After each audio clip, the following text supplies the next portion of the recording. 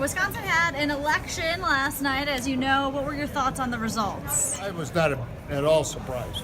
I thought Dallet ran a strong campaign. I knew the Republicans were in trouble, and I was not a bit surprised that Dallet won. I think it's indicative of what's taking place across the country. That there's a Democratic wave. The Democrats are much more energized, much more organized, and being a Republican, I'm somewhat concerned and very worried about it. And I would tell all my Republican colleagues that they better get back home and start working, knocking on doors and talking to people and telling them what they're going to do for them if they intend to win in the fall elections. You spent obviously quite a few years as the governor here in Wisconsin. What are your thoughts on the state of the state right now?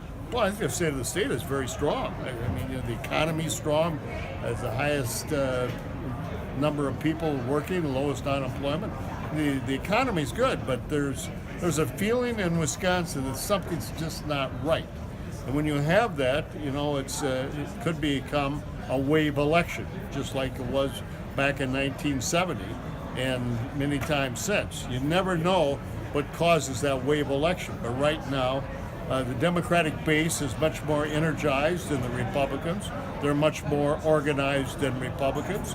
And my advice to the Republicans and the Republican Party, they better come back home, get organized, and start working, because they're going to have a very tough campaign season coming in front of them this year. Can you tell us why you're here, sir? Talk to us about the whips and the importance of this organization. I'm here because, as anybody that knows me and knows my career, I've always been very much involved in good public policy. And this is their 10th anniversary, and they wanted to bring a Democrat and a Republican together. Donna Shalala representing the Democrats, me representing the Republicans. And I believe very strongly in what WHIP stands for, is developing good policy. As all of you know, when I took over as governor, the Democrats control both the Assembly and the Senate. And for me to get anything done, I had to work with Democrats, which I did.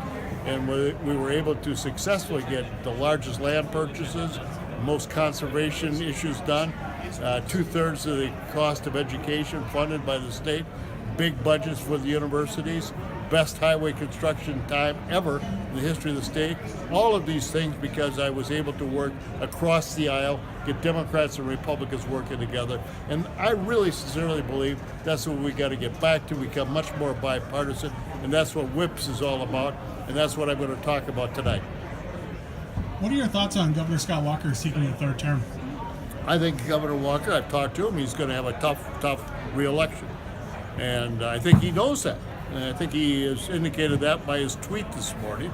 And I think Walker is very well recognized. He's a very good campaigner. He's the economy is hitting on all 8 cylinders, so he's got a lot of things going for him. But there's a pushback. There's a lot of people that dislike the governor, and for whatever reason there is, I don't think it's justified, but there is. And I think that he's going to have a very tough re-election, as I think all Republicans are.